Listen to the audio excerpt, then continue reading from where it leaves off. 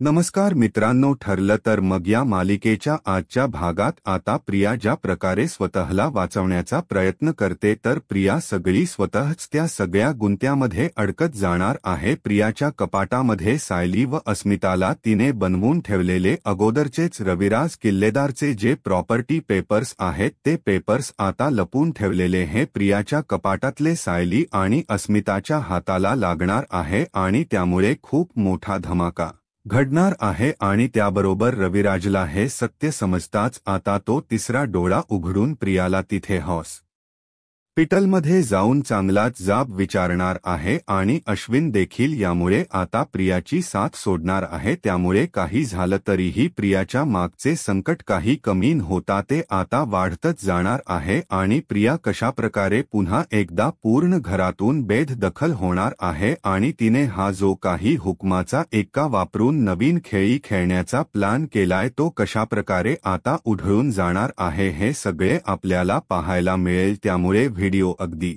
शेवटपर्यंत नक्कीच बघा।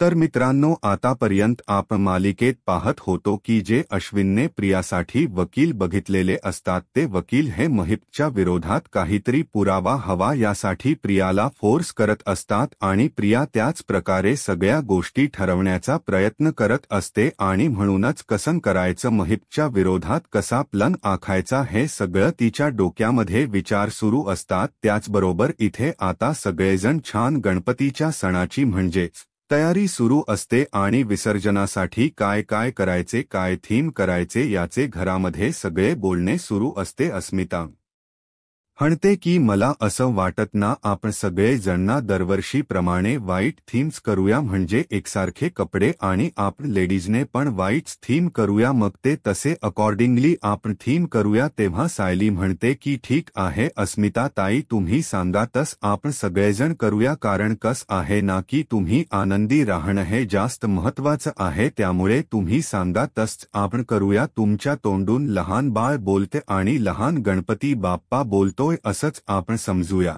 तेव्हा अस्मिता लाजते आणि म्हणते की काय सायली तू पण, आणि ती खूप खुश होते की सायली तिला इतकं जपतीये। त्यानंतर मग अस्मिता म्हणते की सायली तुला माहिती आहे का आपण जे व्हाईट आउटफिट करणार आहोत ना त्यावरची जी ज्वेलरी आहे ना ती ज्वेलरी ही मी तन्वीला दिली होती आणि तन्वीने ती मला काही रिटर्न केली नव्हती, म्हणूनच मला ना ती माझी ज्वेलरी रिटर्न हवी आहे। आता काही माझं तन्वीशी कुठल्याही प्रकारचा संबंध उरलेला नाहीये, परंतु मला माझी जी ज्वेलरी ती परत मिळवायची, कारण ती ज्वेलरी ही मला माझ्या नव्याने गिफ्ट केली होती, म्हणूनच काही झालं तरी मला ती ज्वेलरी हवीच आहे। तसंही मी तिला तेव्हा सगळं शेअर करायचे, कारण मी तिला माझी जिवलग मैत्रीण समजायचे, परंतु आता माझ्या लक्षात आलंय की तसं काहीच नाहीये, ती माझी जिवलग मैत्रीण वगैरे काहीच नाहीये, त्यामुळे आता मला तिची वस्तू, ती म्हणजे माझीच वस्तू मला परत हवी। तेव्हा मग आता सायली म्हणते की मग काय करूया आपण, तेव्हा ती म्हणते की प्लीज तू माझ्याबरोबर जरा अश्विन दादाच्या रूममध्ये चल, अश्विनच्या रूममध्ये जाऊन आपण बघूया माझी ज्वेलरी ही तिने कुठे ठेवली आणि प्रियाच कपाट बघूया। तेव्हा मग आता सायलीला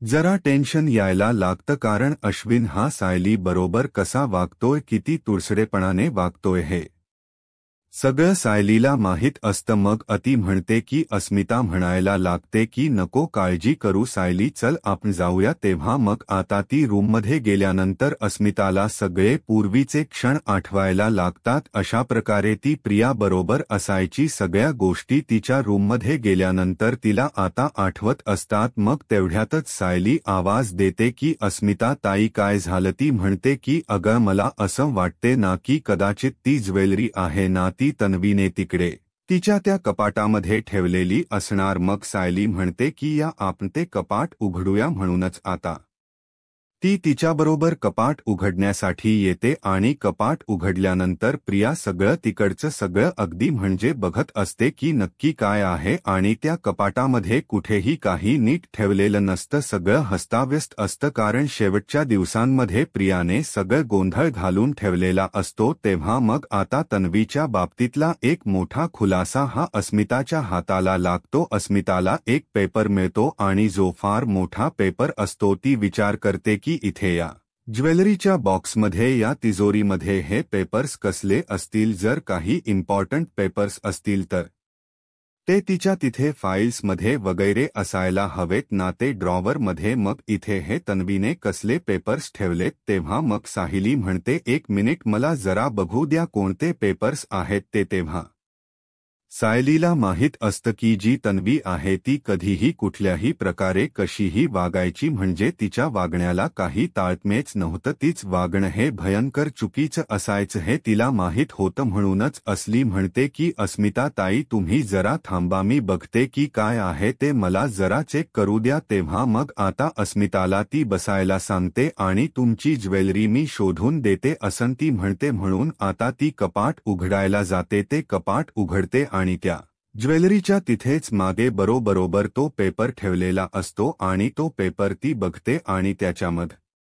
ये ग्रीमेंट असं लिहिलेलं असतं, व्हील पेपर्स. आता सायली म्हणते की हे व्हील पेपर्स हे ग्रीमेंट कसलं बनवून घेतले तन्वीने, नक्की काय आहे हे, म्हणून ती ते आता बघायला जाते आणि ते बघितल्यानंतर तिला जबरदस्त असा धक्काच बसतो. तेव्हा अस्मिता विचारते की काय माझी ज्वेलरी सापडली नाहीये का? खरंच मला ना आता त्या प्रियाचा इतका राग येतोय असं वाटते की तिला तिथे हॉस्पिटलमध्ये जाऊन चांगलं सुनावून येऊ. काय करते ही अशी पांचट वागते, दुसऱ्याच्या घेतलेल्या वस्तू परत देता तर नाही आल्या, परंतु नीट ठेवायचं तरी कुठ होत ना. त्यावर मग आता सायली म्हणते की नाही हे बघा ही तुमची ज्वेलरी आहे ना? तेव्हा ती म्हणते की हो बरोबर आहे सायली, आणि इकडे ती ज्वेलरी असं म्हणून आता अस्मिताला ती पुन्हा ज्वेलरी देते आणि सायली म्हणते की हे बघा हे मला काही पेपर्स सापडलेत. तेव्हा ते पेपर्स ती वाचते आणि त्या पेपर्सवरती नमूद केलेलं असतं की रविराज किल्लेदार यांची अर्धी प्रॉपर्टी म्हणजे जवळजवळ 50% प्रॉपर्टी ही त्यांची मुलगी तन्वी किल्लेदार हिच्या नावावर होणार आहे आणि बाकीची उरलेली प्रॉपर्टी ही नागराज किल्लेदार यांच्या नावे असणार आहे. अनुक्रमे आता हे वाचल्यानंतर साहिलीला जबरदस्त धक्का बसतो, म्हणजे हे व्हील पेपर्स तेही रविराज किल्लेदारांच्या घराचे, हे आमच्या घरात कसे? म्हणजे हे सगळं कारस्थान हे तन्वीने करून ठेवलं होतं, तन्वीनेच हे सगळं केलं होतं.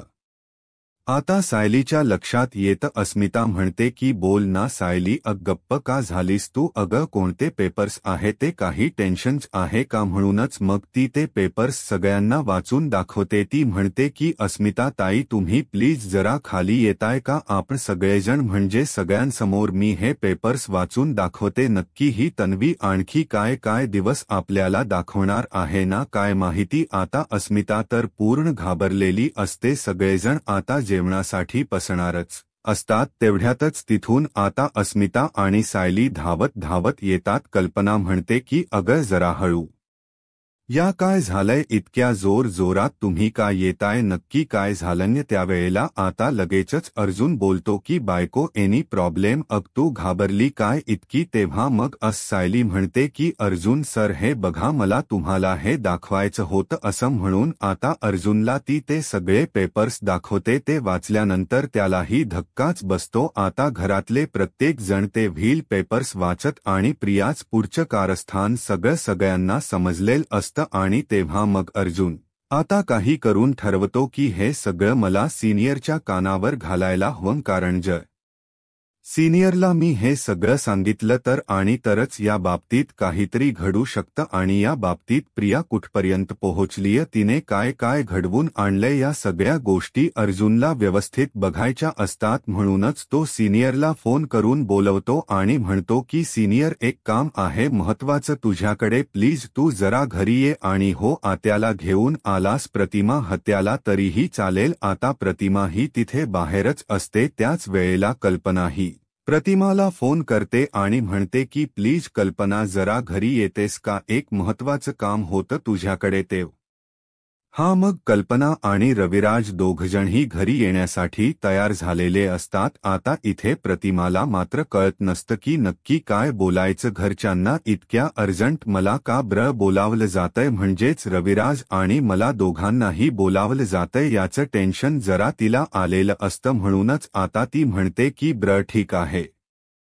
आणि त्याच वेळेला आता अर्जुन आणि साहिली हेही खूपच विचार करत असतात की हे सगळं सत्य आहे, जर समजा प्रतिमाहत्या आणि रविराज समोर आणलं तर त्यांचं काय होणार आहे याची काळजी त्यांना लागलेली असते. आणि म्हणूनच आता प्रतिमा घरी आल्यानंतर तिथे आता अर्जुन आणि साहिली तिला बसवतात आणि ते दोघेही घाबरतात की काय झालंय, तुम्ही इतकं अर्जंटली का बोलून घेतले. तेव्हा अर्जुन जे व्हील पेपर्स असलीने आणलेले असतात ते व्हील पेपर्स तो जाऊन रविराजला दाखवतो. रविराज म्हणतो की काय रे, काय म्हणजे कशाबद्दल बोलताय तुम्ही, हे कसले व्हील पेपर्स आहेत आणि हे मला दाखवण्यासाठी कशाला आणलेत तुम्ही, कशाबद्दल आणि काय काय रे बाबा प्रताप, नवीन काही व्हील वगैरे बनवून घेतलीस, नक्की काय करतोस, अरे इतक्या वयात यंग आहेस अजून, तू ही बिल बनवण्याची काय गरज होती, असं तो हसतच आता बोलून दाखवतो.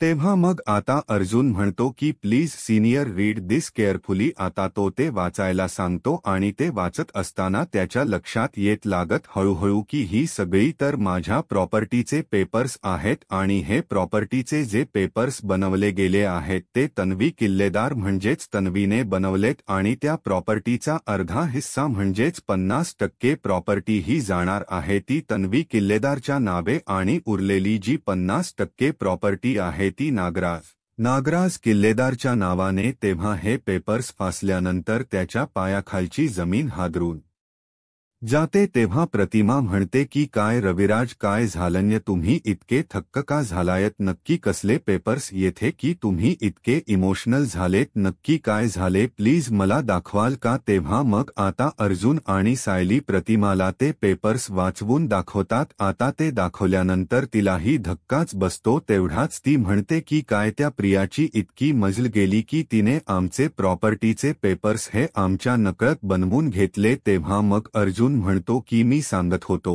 ना तुला सिनियर, ती मुलगी ही खूप चालाक आहे, ती काहीही करू शकते, जरी ती जेलमध्ये असली तरीही तिची ही सगळी मागची कारस्थान आता आपल्यासमोर उघड होत आहेत, बघ ती कशी वागली येते ते. तेव्हा रविराज खूप चिडलेला असतो. रविराज हा म्हणतो की बरोबर आहे अर्जुन तुझं, तिचे अजून काय काय कारस्थान आमच्यासमोर यायची राहिलीत, काय माहिती अजून काय काय तिच्याबद्दल ऐकावं लागणार आहे आणि किती किती अजून आम्हाला मान शर्मेने खाली घालायला लागणार आहे, काय माहिती नाहीये. तेव्हा मग आता अर्जुन आणि साहिली समजवतात की हे बघा, तुम्हाला मान शर्मेने खाली घालायची काहीच गरज नाहीये, कारण तुमचे संस्कार हे अगदी योग्य होते. तुम्ही कधीही तिला चुकीचे शिकवलेच नाहीये. तुमच्यासारखे आईवडील एखादी चांगली मुलगी घडवू शकले नाही हे तुमचं दुर्भाग्य नाहीये, तर त्या मुलीच दुर्भाग्य आहे की ती इतकी कपाळकरंटी असून, इतके चांगले आईवडील लाभलेले असूनही ती इतकं चुकीचं वागते. तेव्हा मग रविराज खूप चिडलेला असतो. अर्जुन आणि सायली कसे बसे त्याला समजवतात आणि मग आता अर्जुन म्हणतो मला वाटते की हे सगळं तिने अगोदरच करून घेतलेलं असणार. तेव्हा मग आता रविराजच्या लक्षात येत की एकदा असंच केलं होतं, म्हणजेच नागराज आणि तन्वी दोघांनीही ही मिळून मला ना एका गोष्टीमध्ये फोनवर बोलता बोलता एका पेपर्सवर सह्या घेतलेल्या होत्या आणि त्यावेळेला माझा पूर्ण डोळे झाकून तन्वीवर विश्वास होता. मी तिच्यावर कधीही अविश्वास दाखवायचो नाही आणि त्याचाच तिने गैरफायदा घेतला आणि तिने यावर सह्या करून घेतल्या. आता माझ्या लक्षात आलंय की त्या सह्या कशाबद्दल, पण मी आता शांत बसणार नाही. हे जे पेपर्स बनवले गेलेत ना त्याबद्दल तन्वीला तर विचारणारच, नागराजलाही जाब विचारणार आहे की नक्की त्याचं काय चालू आहे. प्रतिमा म्हणते की हे बघा रविराज, मी तुम्हाला सांगतच होते की मला त्या दोघांचं वागणं काही विचित्र वाटतं. प्रत्येक वेळेला ते दोघंजण मला खोट ठरवण्याचा प्रयत्न करायचे. माझी मेमरी गेली आहे. या सगळ्या गोष्टी मुद्दाम ठळकपणे मांडण्याचा प्रयत्न करायचे, कारण त्या दोघांना मुद्दामच मला खोट ठरवायचं असायचा. नागराज भाऊजी तर असायचे त्यांच्याबरोबर तन्वीही असायची म्हणजे दोघे मिळून या गोष्टी करायच्या. आता या व्हील पेपर्सवरून एकच लक्षात आलं की हे सगळं जे काही करायचा प्रयत्न हे तन्वी आणि नागराज भाऊजी दोघजण करायचे. तेव्हा मग आता सायलीला प्रतिमा पटकन येऊन मिठी मारते आणि म्हणते की सायली खरंच पुन्हा एकदा तूच आम्हाला या संकटातून वाचवलंस. खरंच तुझ्यामुळे आम्ही किती वाचतोय. आमची मुलगी पोटची मुलगी होती ती आम्हाला इतक्या मोठ्या संकटात ढकलतीये. इतकं आम्हाला नकोस करून सोडते परंतु तू खरंच मानलेली असून किती आमच्यासाठी करतीयस. खरंतर आम्हाला तूच आमची मुलगी असल्यासारखी वाटतेयस असं ती आता बोलून दाखवते. त्यावेळेला मग आता सायलीला मनापासून प्रतिमाला आई अशी हाक मारावीशी वाटते. म्हणूनच ती पटकन प्रतिमा हत्याने बोलता प्रतिमा आई अशी हाक मारून आता ती तिला मिठी मारते आणि इथे प्रतिमा पण तिला जवळ घेत असते. त्यानंतर रविराज म्हणतो की सायली बाळा थ्यू तुझ्यामुळे हे सगळं कळलं परंतु आता मी शांत बसणार नाहीये. आता आम्ही नागराजला नंतर अगोदर जाऊन त्यात नवीला जाब विचारणार आहे. हे सगळं ती का करती. आमची मुलगी असून हे सगळं आमच्या माघारी तिचंच तर होतं ना. मग तिने हे सगळं का केलं. आता प्रतिमा खूप रडत असते. ती म्हणते की नाही. प्रतिमा म्हणते की सायली मला खरंच खूप यातना होतात. आमची पोटची मुलगी आम्हाला हे सगळे पेपर्स दाखवून घराबाहेर काढणार होती. जर आज तुम्ही हे पेपर्स नाही पाहिले असते तर उद्या येऊन तिने सुटून हेच केलं असतं. आम्ही कितीही व्हील पेपर्स बनवले तर याच्या अगोदर तिने हे व्हील पेपर्स बनवले होते ना आणि याच्यावर यांची सही आहे म्हणजेच रविराजची. मग आम्हाला तिने घराबाहेर काढायला मागे पुढे पाहिलं नसतं. अर्जुनला त्यांचं ते बोलणं ऐकून खूप वाईट वाटत असतं. अर्जुन म्हणतो की डोंट वरी सिनियर असं ती काहीच करू शकणार नाहीये.